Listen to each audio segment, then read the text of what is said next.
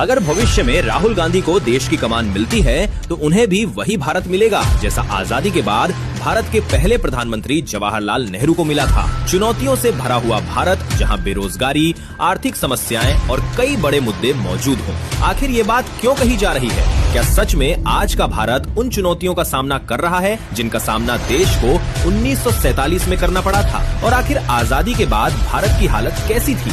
आइए समझते हैं पूरी कहानी। भारत को 1947 में आजादी तो मिल गई, लेकिन आजादी के साथ देश को कई बड़ी समस्याएं भी विरासत में मिली। देश का विभाजन हो चुका था, लाखों लोग अपने घर छोड़ने पर मजबूर हो गए थे, जगह जगह हिंसा हो रही थी, अर्थव्यवस्था कमजोर थी और देश के सामने भविष्य को लेकर कई बड़े सवाल खड़े थे। ऐसे समय में भारत की कमान देश के पहले प्रधानमंत्री जवाहरलाल नेहरू के हाथों में आई। उनके सामने सबसे बड़ी चुनौती थी एक बिखरे हुए देश को एक मजबूत राष्ट्र में बदलना। अब इसी संदर्भ में कुछ लोग यह तर्क देते हैं कि आज भी भारत के सामने कई गंभीर चुनौतियां मौजूद है। बेरोजगारी, महंगाई, किसानों की समस्याएं, शिक्षा, स्वास्थ्य और बढ़ती आर्थिक असमानता जैसे मुद्दे लगातार चर्चा में रहते हैं। इसी वजह से कुछ लोगों का मानना है कि अगर भविष्य में राहुल गांधी प्रधानमंत्री बनते हैं तो उन्हें भी कई बड़ी चुनौतियों वाले भारत की जिम्मेदारी संभालनी पड़ सकती है। यही कारण है कि इस तरह की तुलना की जाती है। लेकिन क्या वास्तव में दोनों परिस्थितियां एक जैसी हैं? यहीं से बहस शुरू होती है। 1947 का भारत और 2026 का भारत एक दूसरे से बिल्कुल अलग हैं।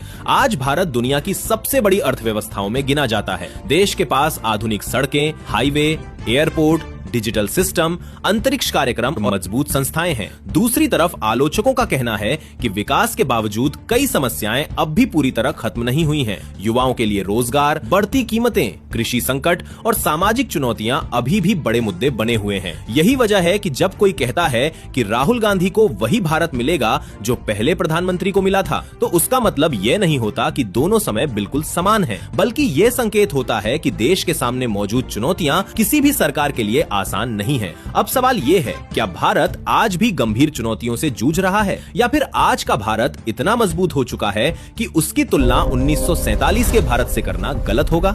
और अगर भविष्य में राहुल गांधी या कोई भी दूसरा नेता देश की कमान संभालता है तो उसके सामने सबसे बड़ी चुनौती क्या होगी? अपनी राय कमेंट में जरूर बताइए।